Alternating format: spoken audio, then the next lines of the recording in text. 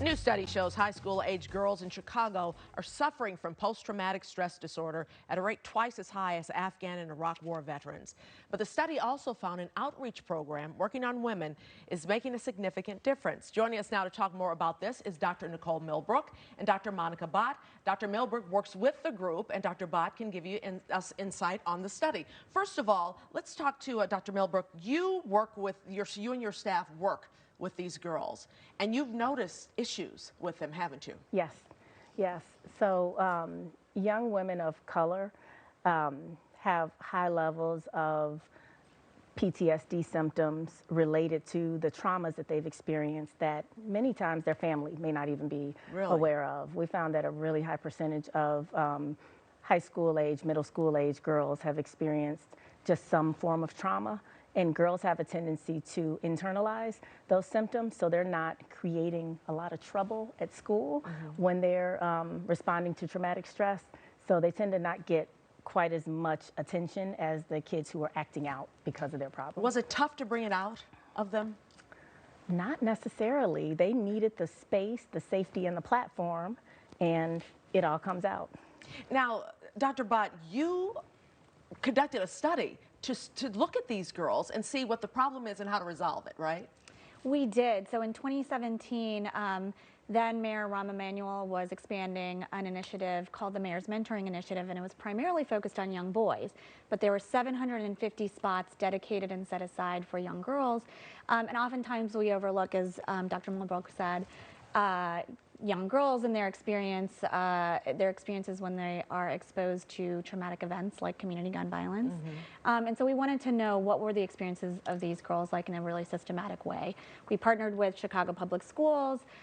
We partnered with principals in 10 high schools all across the city, and we studied the experiences of a few thousand girls, some of whom were offered the opportunity to get the 750 spots, some of whom had access to all of the other services in a high school. And what we found was really remarkable. So at baseline, as you mentioned, 38% of girls had PTSD symptoms or moderate trauma-related distress.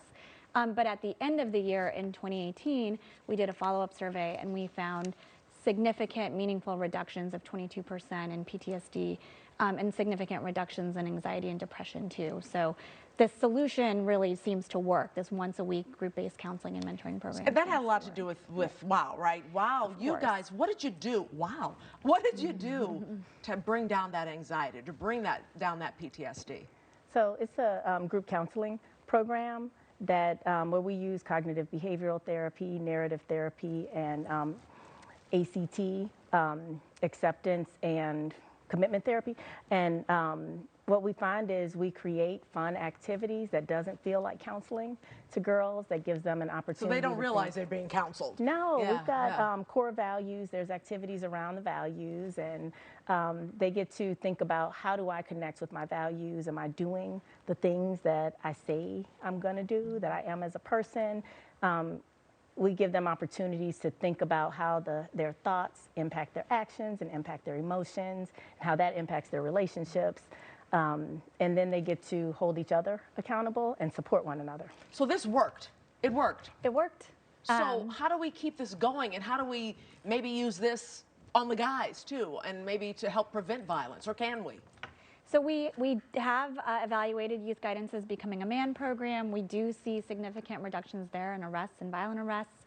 And one of the reasons we do our research in partnership with the public sector and Chicago Public Schools is because they want to know this evidence. And so we're hoping that if we can generate evidence on what works, they're there to sort of pick up the baton and say, let's make sure that more students have access to this really helpful intervention and solution. Have you worked with the mayor, the new mayor, yet to talk about this and to keep this going and keep funding coming to you?